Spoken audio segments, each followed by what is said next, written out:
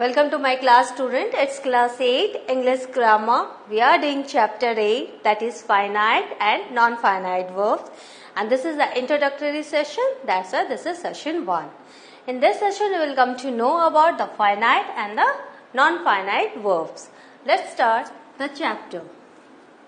Now, what is finite verb? A finite verb, sometimes called main verb, is a verb that has a subject. This means that it can be the main verb in a sentence.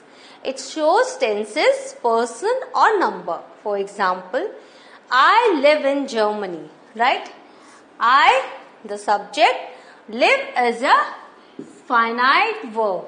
And always remember, finite verb changes with number and persons and it shows tenses. For example, here live is an example, right? This is in simple present. But in simple past, it will be lived. That means that is simple past and it has changed its form. So, we can say that finite verbs are the main verbs. They can change the forms while changing the tenses, and with their forms we can understand which tense this sentence is showing. Right? Now, thus a finite verb is the form of a verb that shows tenses, for example present, past and future. As I have said, present he lives, that means present. He lived, that means past, and future he will live, that means future.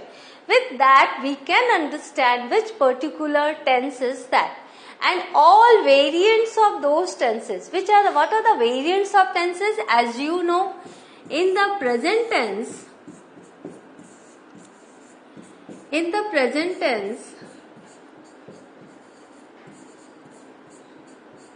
we have present continuous, present perfect continuous. These are the variants of present tense.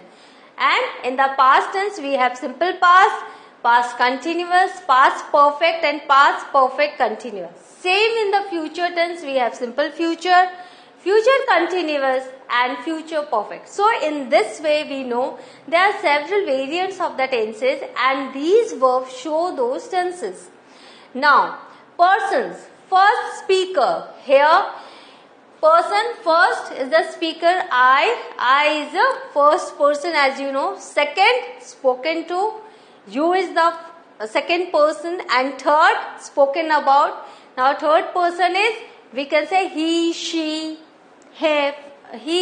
they are all third person. So, the tenses, this finite verb shows those persons also, and according to the persons they changes its forms. If it is first person, it is the main verb, root verb. I live, I eat, I go. And second person, main root verb, you go, right? But with the third person in present tense, it changes. We will have to add S and ES. He lives, she eats, right? Ram reads. See, S, ES we will have to add in simple present. So, we change the form of finite verb.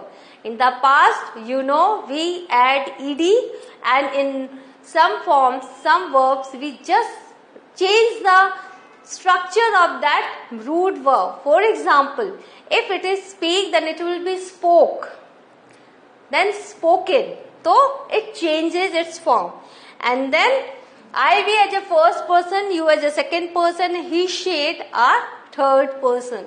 So here we are seeing that finite verb shows tenses, persons and noun.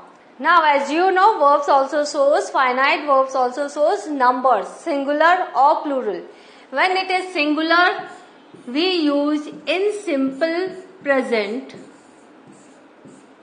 In simple present,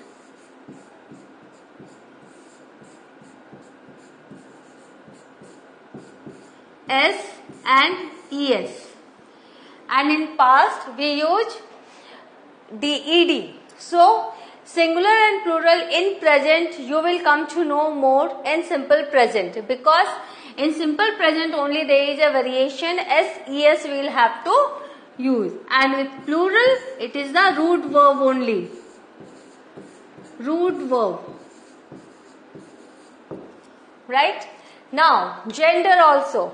Masculine, neuter or feminine. With that finite verb, it becomes very prominent. Now, aspects.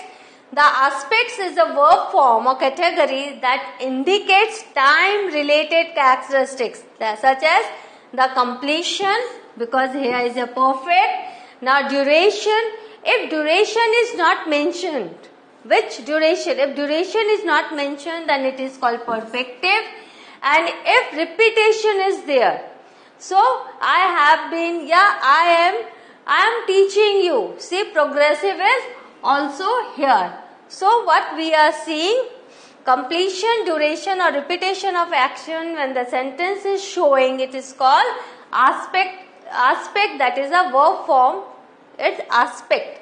Now, there we are seeing there is another verb, there is another use of finite verb, that is the voice. In active voice also we see finite verb and passive voice or middle voice. So we are getting the knowledge of whether it is active, passive or middle by seeing only the finite verbs. So it's very important to know about the finite verbs. Next, as I have told you, perfective aspect is used in referring to an event without reference to any flow of time. Right? I helped him. At what time? I don't want to disclose. But I helped him. This is perfective aspect of verb form. He went. When did he go?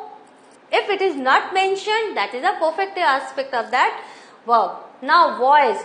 Active voice. As you know, active voice, subject plus verb plus your object, right? In this way we write the active voice. I teach you. I am a subject, teach is a root verb and you is a object. So this is active voice. What is the passive voice? You are taught by me. That means that is passive voice. Here the object we put it in the first way. So that is the passive voice. And what is the middle voice? In the middle voice, the subject both performs and receives the action expressed by the verb. For example, he enjoyed himself. So here in the middle voice, both the action and performance and the result are on the subject. There is no object. He enjoyed himself. So this is what? Middle voice. So in this way we are seeing finite verbs. There are different types of verb forms in these different categories. Now, next is mood. It shows mood also. Verb shows mood also. Imperative mood, indicative mood, subjunctive mood and optative mood. For example, mood indicates whether the verb expresses a fact. When it is a fact, that is the indicative mood. Right? When it is a command, that is the imperative mood. If it is a question, that is the interrogative mood. If it is a condition, then it is a conditional mood. If it is a wish or possibility, the subjunctive mood. So here you are seeing there are so many moods that verb indicates, finite verb indicates. So this, as you are in class 8, you should know in detail about finite and non-finite verb. So you are seeing how in detail I have explained everything and you will have to understand it, go through the slide again and again. Now next, types of finite verb. Finite verbs can be classified as transitive, intransitive or linking. Transitive verbs. A transitive verb denotes an action which passes over from the doer to the to the object. For example, I teach you. I teach whom? I teach you. So this is transitive verb. Transitive means passing over. Now we kick the football. That is a doer. The action is passing to the football, right? We kick the football. Transitive verbs take a direct object or other complement. Now, transitive verb taking a direct object. Jack ate his dinner with family. Here, ate with whom? With family. Ate is a transitive verb. Dinner is the direct object. You know how to find object? You will have to ask after verb who or what. Then you will get object. Jack ate what? Jack ate his dinner. That is his dinner. Dinner is an object. Now how to find subject? You will have to ask who, what before the verb. Who ate his dinner? Jack. So Jack is a subject. So in this way, this is a transitive verb because the action is passing over to object. Now next, what is an intransitive verb? An intransitive verb denotes an action which does not pass over to an object or which expresses a state or being. For example, he ran a long distance, right? He ran a long distance. This is action. The baby sleeps. State. There is a flow in this diamond. That is being. You are seeing there is no object here. No object. So this is intransitive verb. So action is not passing from subject to, from doer to the object.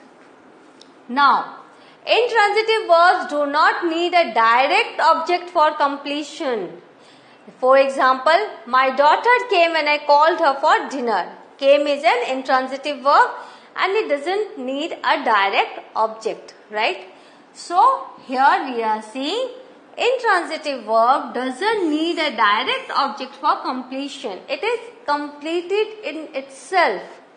So, third is linking verb. Linking verbs expresses a state of being or existence. They do not convey a sense of action. Action is not there. Only a state or being is there. They state that means the meat smelled bad. So, action is not here. This is a state. Linking verb expressing existence. For example, I am ready to face the consequences of my actions. So, here these are all your linking verbs. So, with the finite verbs, you are seeing that different types of finite verbs also. Transitive, intransitive and linking. So, enjoy your reading, enjoy your learning, go through the slide again and again and be perfect in knowing finite and non-finite. In next class, I will come again with some new chapter. Thank you.